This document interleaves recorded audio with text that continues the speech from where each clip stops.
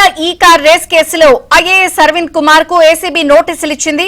July 1న విచారణకు రావాలంటూ ఆదేశించింది. కాగా ప్రస్తుతం ఐఏఎస్ అరవింద్ కుమార్ విదేశాల్లో ఉన్నారు. కేటీఆర్ ఇచ్చిన స్టేట్మెంట్ ఆధారంగా ఏసీబీ ప్రశ్నించనుంది.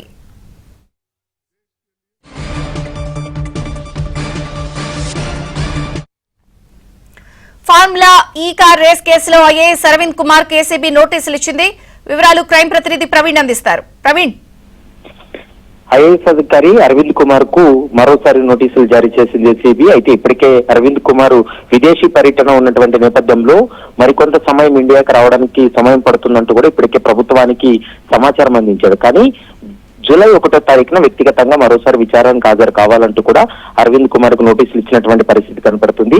వ్యక్తిగతంగా విచారణకు హాజరు కావాలి. మరోవైపు గతంలో అరవింద్ కుమార్ స్టేట్మెంట్ రికార్డ్ చేసిన తర్వాత కేటీఆర్ స్టేట్మెంట్ రికార్డ్ చేశారు. కేటీఆర్ ఇచ్చినటువంటి సమాచారం, కేటీఆర్ స్టేట్మెంట్ ను ఆధారంగా చేసుకుని మరోసారి అరవింద్ కుమార్ ను ప్రశ్నించి అతని స్టేట్మెంట్ కూడా రికార్డ్ చేసేటువంటి అవకాశం ఉంటుంది. అయితే జూలై ఎండింగ్ అంతా ఈ కేసు విచారణ పూర్తి చేసి ఛార్జ్ షీట్ కూడా వేసేటువంటి అవకాశం అయితే కనపడుతుంది. ఎందుకంటే 6 నెలల్లో కేసు విచారణ పూర్తి చేసి ట్రయల్స్ కి రావాల్సినటువంటి పరిస్థితి ఉంది. కానీ ఇంకా విచారణ దశలోనే ఉండడంతో నాంపల్లి ఏసీబీ కోర్టు కూడా ఇప్పటికే ఏసీబీ అధికారులకి కేసును పూర్తి స్థాయిలో దర్యాప్తు జరిపి ఛార్జ్ షీట్ వేయాలని ఆదేశించింది. దీంతో విచారణ పూర్తి చేసి నెక్స్ట్ మంత్ ఎండింగ్ కల్లా విచారణ పూర్తి చేసి ఛార్జ్ షీట్ ఫైల్ చేసే అవకాశం ఉంటుంది.